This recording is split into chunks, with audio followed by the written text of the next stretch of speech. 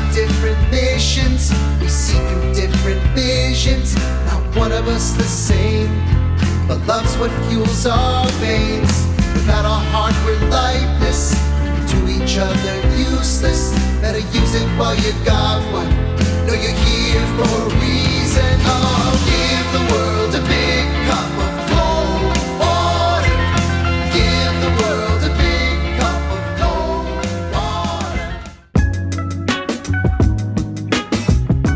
What's going on, everybody? Welcome to another episode of the Nashville Scene Podcast. I'm one of your favorite hosts, and I'm always with my other co-favorite hosts. The one, the only, the man, DP. What's going on, man? How's it going? I've been good, man. I love the intros are getting longer and longer every episode. I love it. And birthday. Happy birthday, well, man. happy almost birthday to you, too. We're both a couple July boys. Yeah, the best month of all time. Thank you, Jerome. Yes, it's been a little break, but we're back here in the studio, and it's not punishingly hot today, and we're going to talk about the arts, funding for the arts, local arts organizations, all sorts of things. I have a couple of wonderful guests here to my left. We have longtime Scene Arts editor Laura Hutson Hunter. Yes, hello, Laura. me. Not too long time. Right, just the perfect amount of time. The perfect amount of time. Laura wrote this week's cover story, which is all about arts funding and federal grant funding and that sort of thing. We're going to get into it. Laura writes about visual arts and arts organizations and books and all kinds of things. Mm-hmm. And That's right. Laura and I have worked together a long time. We have. Yeah, it's really nice. Yeah. Anyway. I appreciate it. And also next to Laura on the couch, we have Daniel Jones, who is the artistic director of Kindling Arts and also the Oz manager of artistic programming. Did I get those both right? Yeah, co-artistic director of Kindling Arts. But yes, otherwise, nailed it. I was so close, too. Well, thank you very much for joining us, Daniel. Yeah. Daniel is one of the sources in Laura's story. He also has the Kindling Arts Festival going on this weekend, right? Yes, yeah. Hallelujah. It's kindling season. Happy kindling to all. Happy kindling. Yeah. Happy kindling. And the same to you. Cool. Well, we'll get into all that. We're going to talk about a lot. But first, I just want to kind of cue up Laura's cover story this week, which we've kind of been talking about for a while, essentially since the beginning of the current Trump administration. Right. Yeah. It was the cuts to the NEA was one of the first day of the second Trump administration. It was one of the list of things that he checked off. One of his top priorities kind of shows you. Right, exactly. So it's been since then. Yeah. And tell me about, for anybody who doesn't really know what the NEA does, National Endowment for the Arts, right? Right. We're going to be throwing out a lot of acronyms and initialisms. That's true. I just want to clock all this. Just kind of frame up what that is, and then we'll start to sort of get into what locally the repercussions of these things are. Well, I mean, the NEA is the federal, it was the federal group that supports grants in different performing arts, visual arts. It was started in the 60s and I think 1965 as a way to help amplify our arts organizations and help them get their stuff across to more people. And money does that, Yeah, that's right. Funding does that. Yeah. I mean, and there's a point in time where the government was like, "Hey, we want to give a leg up to artists and help boost these programs," right? And that was sort of it did seem all like, I guess it's a philosophical thing to support the arts, but it didn't seem like a partisan thing, right. at least at some point. Right. Yeah. So tell us about the NEA cuts and all that stuff. Well, I mean, it starts with the NEA cuts, but what I realized when I was researching the story is that it goes a lot deeper than that, and it affects a lot of other acronyms aside from just NEA. It's NEH, which is the National Endowment for the Humanities, and all sorts of federal organizations. One of them has an L in it because stands for library. Yeah. There are. Yeah, it's the library and museum. Yeah. There were just across the board, there was a specific piece of legislation that was passed that was gutting these specific programs that were providing funding to lots of different organizations across the U.S. Mm-hmm. Yeah. And the NEH is sort of the, mother institution that funds the Southern Festival of Books, right? Right. Well, they fund the Humanities Tennessee, which funds the Southern Festival of Books. Which is still happening. Which is still happening. That's year. right. Yeah. Despite being gutted or having its grant funding cut. Yeah, and that was, but it was under threat there for a minute where folks weren't really sure. Southern Festival of Books, which has actually coincidentally been around exactly as long as the Nashville scene, one of the biggest books events anywhere, especially in the South, and, a huge thing for authors, for families, and folks weren't exactly sure what would happen, but Vanderbilt sort of stepped in and helped with some of the private funding, right? Right. Which is a big piece of this. A lot of folks are seeing turns to private funding away from federal grants and that sort of thing. Right. I mean, I think I don't mean to segue out of turn here, but I think this is where Daniel's experience comes in really handy, because his I don't mean to speak for you, but I will. Go for it. For Kindling, you had a Challenge America grant, which is sort of an arm of the NEA, or like a project of the NEA. And when that was taken away, you thought that you were going to completely lose that money, but it seems like it was pretty much around exactly the same time that you found out that grant was cut.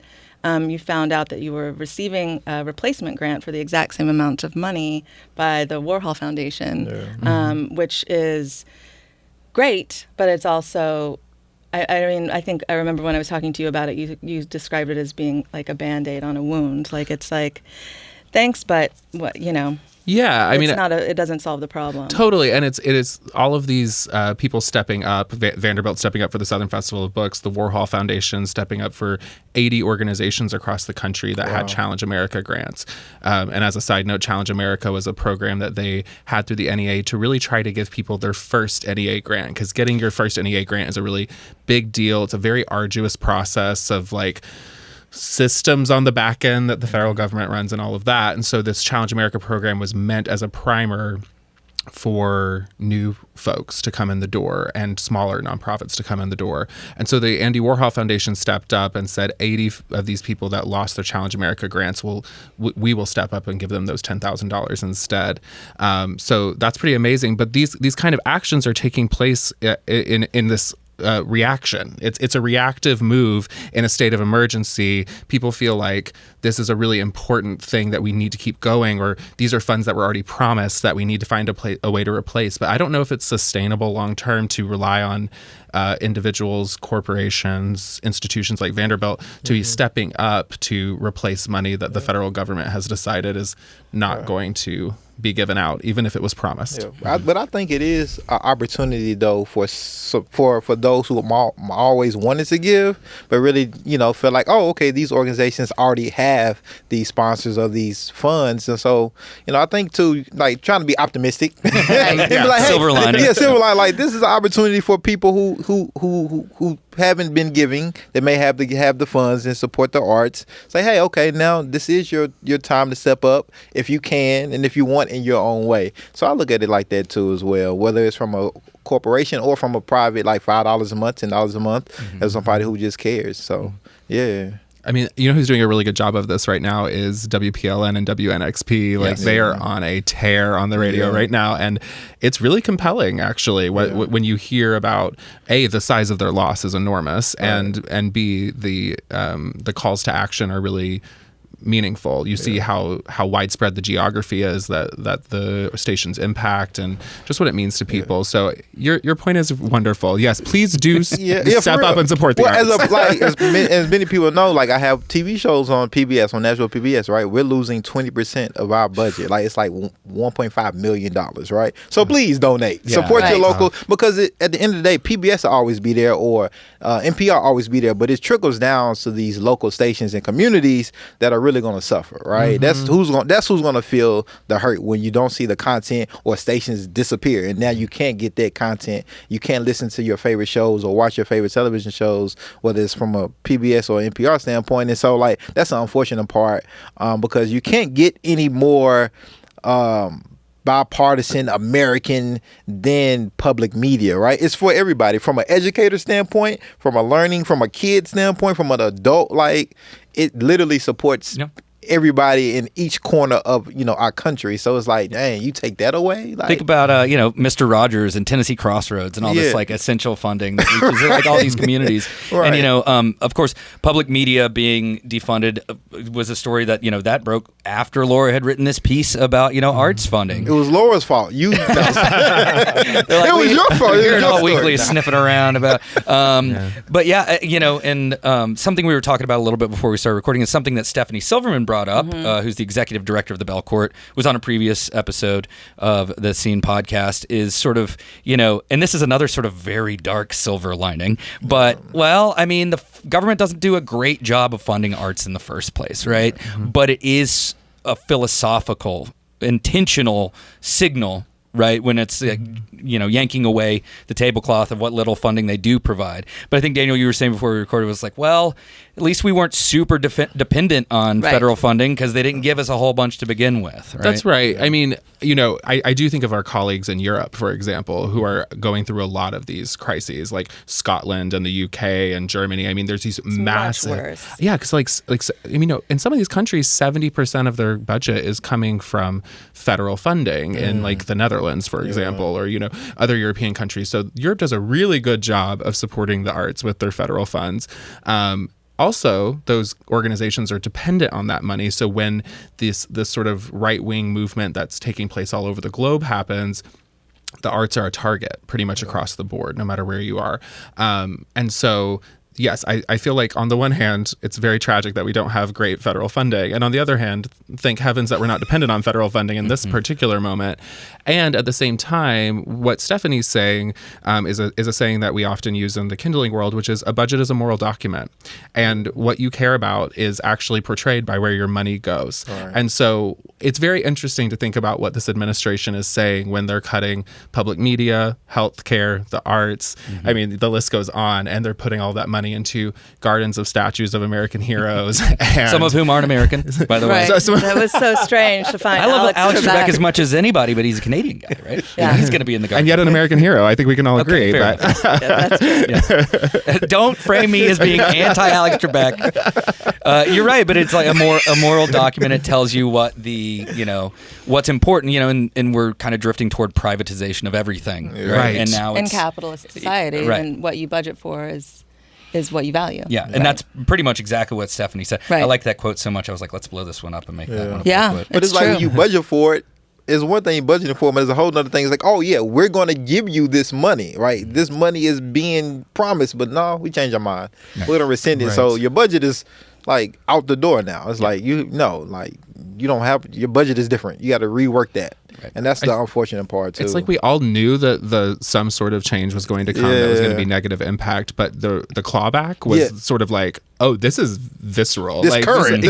Like you want this money now. Yeah, right. We're spending that money already. Yeah, right. Yeah. And Lord, talk about, there's some language in like these emails that arts directors are getting about, things that don't align with our vision of America, something like that. That's right. And I spoke with people who had been working with the NEA or other granting institutions for years and had relationships with the heads of these organizations in the departments that they would correspond with, and they got these emails from totally different email addresses with language like it's no longer reflects our priorities of the president, and anything that has to do with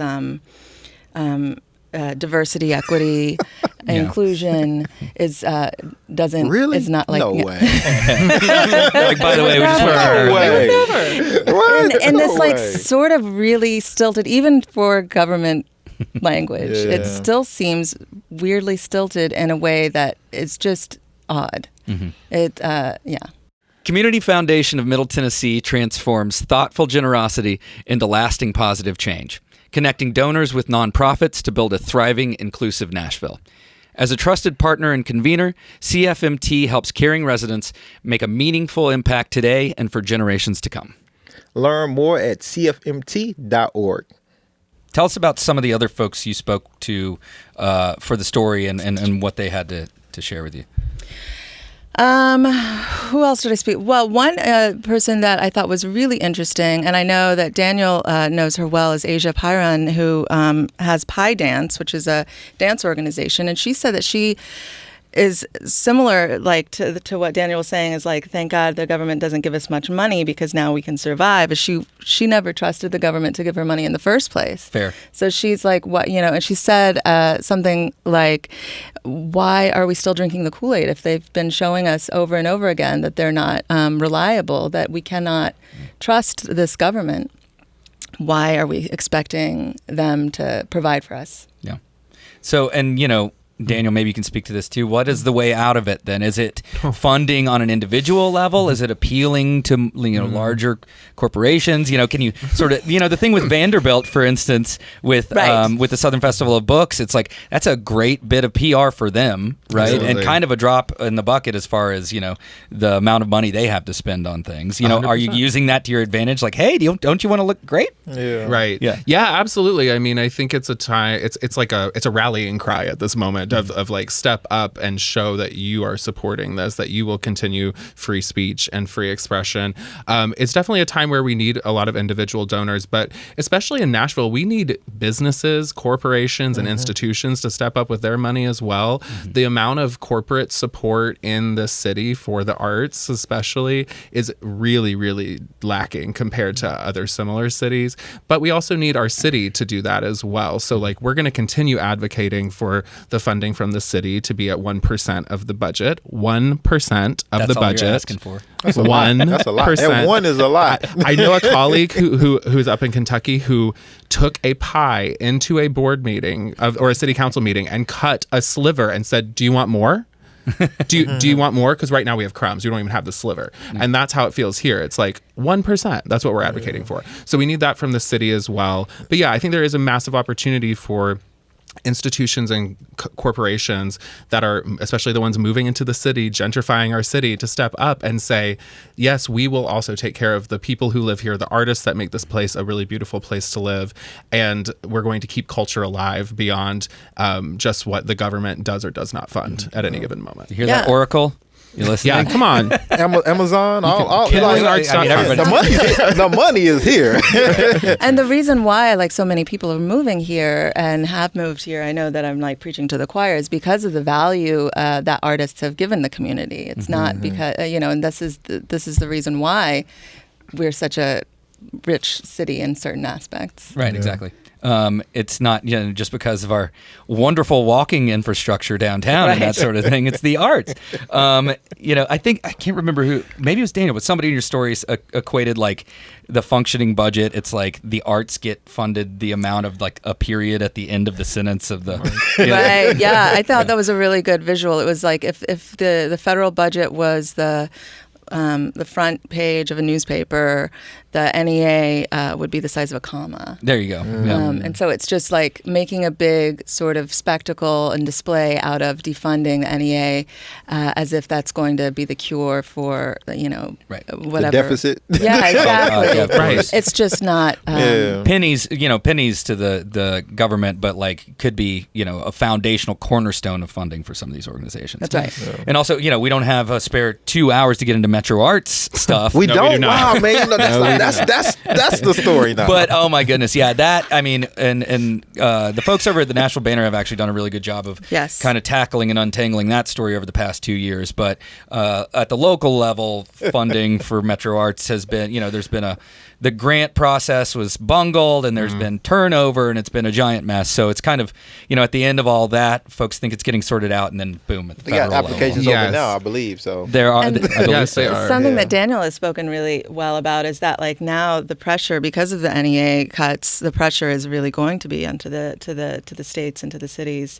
It's so true. Yeah, I mean, all of these NEA cuts actually have trickle down effects on our like regional funders, Right. South Arts, which probably people who don't work in the arts may not even know that exists, but they give presentation grants to Southern artists specifically to be presented at different places, and career opportunity grants, for example. Tennessee Arts Commission receives money through the NEA, so we actually don't know the extent yet Right. of what the damage is going to be because we're still working off of an old cycle, basically. Yeah. But on the Metro Arts topic, I do want to commend the staff who's trying to get that ship back on course. They are working really hard, and I appreciate that. And also to point out, like I was saying about the 1%, that this funding for the arts at the city level has been almost, if not entirely, stagnant for like decades, as if the city hasn't grown in that time, as if cost of living hasn't gone up in that time, as if there's not more nonprofits or artists in that time. So what I do think there's a really good point to advocate with our city council and with the mayor and with other city officials to increase the city funding for Metro Arts, because it is, although it's been a rocky road in the last couple of years, to say the least, it is a clear path to get funding to local artists and to local arts organizations. And Jerome, you noted Metro Arts grants process open now? It's open. Yeah. That's I great. believe so. Yeah, so it's open now. So if you're eligible, apply. All right. Well, and also I want to, Daniel, I want to give you the opportunity to talk about Kindling Arts Festival, which is happening as we speak. Well, as this episode's being released, which is a huge and multi-venue spanning event across the city this weekend, right? Yes, it's very exciting. It's my favorite time of the year. So we throw a 4-day performing arts festival across West Nashville. This year we're doing 19 different shows across 8 venues. Wow. Is that the biggest yet? Depends on how you skew it. It's the most venues we've ever had. amazing. I think our top project number for different shows was 22 shows, Oh, wow. which was a whole other can of worms. But, we're a very small nonprofit here in Nashville, and we have created this environment specifically knowing that local performance artists have a gap in the local landscape. They can either self-produce or they can try to woo an institution into giving them the space to do something and the resources to do something. So we are operating off of a collectivist model, a pull the resources together, get the venues secured, get technicians on site, and let's see what happens when we share all those resources amongst ourselves to make 19 different shows possible. And within those 19 shows, there are a lot of short form works as well. So there's a lot to look forward to this weekend at Kindling Arts Festival 2025. Our theme is Fortunes and Fates, and among the highlights are I Saw Goody Proctor with the Devil, a electropop feminist reimagining of the Salem witch trials from Ann Skellers, who are incredible artists, hilarious. The artist Immigrant is doing a really interesting performance art piece that uses multimedia, music, interactive space, and that's featured in Amy Stumfel's Story in the Scene this week as well. You've got A Dream a Day over at the Barber Shop, which is a theatrical experience. It's a workshop of a new play that is written by parents in the aftermath of the Covenant shooting, and it's specifically about what it's like to parent in a generation where there's such violence towards children.